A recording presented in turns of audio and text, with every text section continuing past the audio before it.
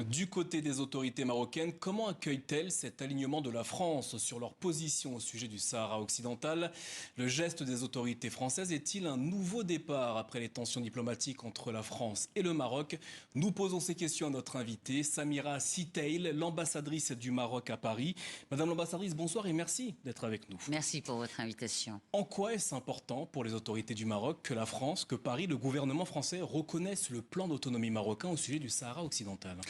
Alors, il est important que cette évolution significative de la position française intervienne à ce moment très précis, à un moment où, tourmentés comme nous le sommes partout à travers le monde, nous assistons à un rebattage des cartes, à une redistribution, à des enjeux majeurs, que ce soit des enjeux sécuritaires, des enjeux économiques, des enjeux liés au changement climatique et autres. Cette géostratégie mouvante impose aujourd'hui à la France et également à des pays comme le Maroc de revoir sa stratégie, de revoir sa manière d'entreprendre un conflit artificiellement nourri depuis près de 50 ans aujourd'hui.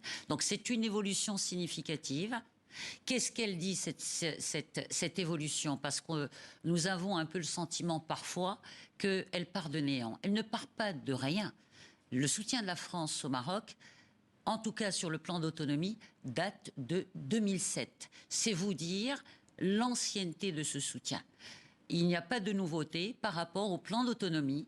Il n'y a pas de nouveauté sur le soutien de la France. L'avancée significative, elle, tient de la reconnaissance de la souveraineté du Maroc sur ces provinces du Sud. Alors, elle tient de l'appui et du soutien de Paris à la souveraineté du Maroc sur le Sud qui est le sien. Je voulais juste rebondir sur ce que vous avez dit. Vous avez dit qu'il s'agit d'un conflit artificiellement nourri. Artificiellement nourri par qui? Artificiellement nourri depuis plus de 49 ans par un partenaire, un pays qui se dit... De qui s'agit-il? Un pays qui se dit uniquement le soutien du... Est-ce que vous faites référence à l'Algérie? Écoutez, clairement, j'y arrive. Hein. Vous savez, c'est pas tabou d'en parler. Bien au contraire, aujourd'hui, il faut nommer les choses pour ce qu'elles sont. Alors, on va revenir dans un instant. Le premier pays à avoir réagi avec véhémence et même en insultant l'État français et les Français, c'est l'Algérie. On va revenir Donc, nous pouvons nous interroger sur la place le rôle joué par l'Algérie. Et nous pouvons aussi nous interroger sur... Nous allons en parler dans un instant, Madame l'ambassadrice. Mais juste avant, les relations diplomatiques entre la France et le Maroc n'étaient pas au beau fixe ces dernières années. On l'a vu dans le sujet qui précède.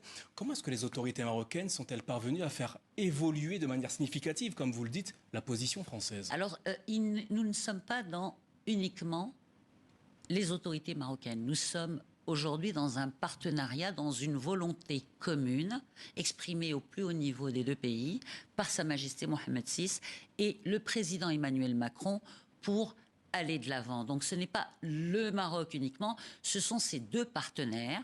Et je vous rappelle que nous sommes amis depuis quelques décennies, si ce n'est quelques siècles. Y a-t-il eu des négociations? Qu'est-ce que vous appelez négociation? Entre Emmanuel Macron et le roi du Maroc, par exemple. Il y a eu des contacts à très haut niveau.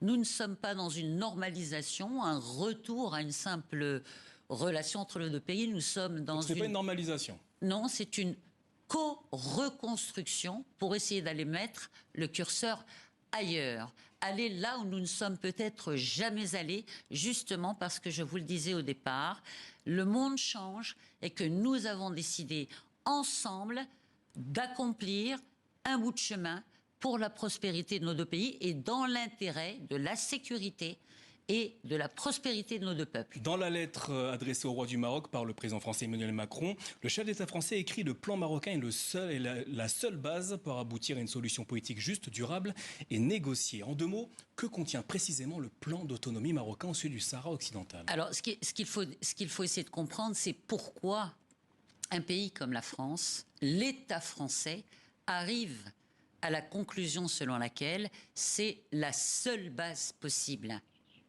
Et je crois que nous ne pouvons pas faire l'économie, ni faire de raccourcis comme l'ont fait certains de vos invités il y a 2-3 heures sur votre antenne, pour induire l'opinion publique. Alors que contient précisément ce Pour plan? induire l'opinion publique en erreur.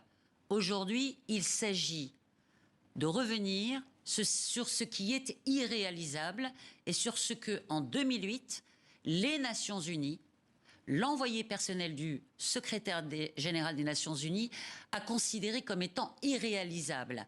Irréalisable l'indépendance d'un territoire dans cette région du monde, irréalisable un référendum. Donc ce sont les Nations Unies qui le disent. Pendant 10 ans, entre 1991 et 2001, le Maroc, les Nations Unies, nous avons d'ailleurs, je vous le rappelle, pour la petite histoire, c'est le Maroc qui a proposé l'option d'un référendum en 82. Pendant 10 ans, nous avons testé cette option d'un référendum totalement irréalisable Madame du fait, l'ambassadrice, si vous vous répondez permettez. pas à ma question. Non, mais je Que réponds à contient- votre question. Que contient le plan d'autonomie marocain sur J'y le Sahara arrive. occidental? Si vous permettez que j'explique à vos téléspectateurs qui n'ont peut-être pas tous les tenants et les aboutissants de ce dossier, parce que la propagande a été tellement forte et puissante qu'elle les empêche de lire correctement l'information et de la lire selon le droit international et à travers l'aspect juridique de ce dossier.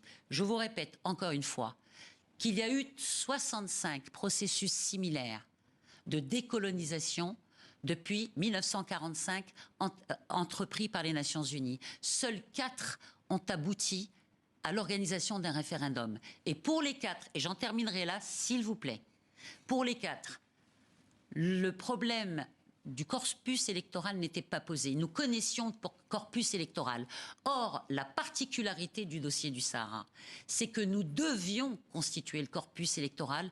Nous n'avons pas pu le faire, faute de recensement et faute de bonne volonté d'un certain nombre de partenaires.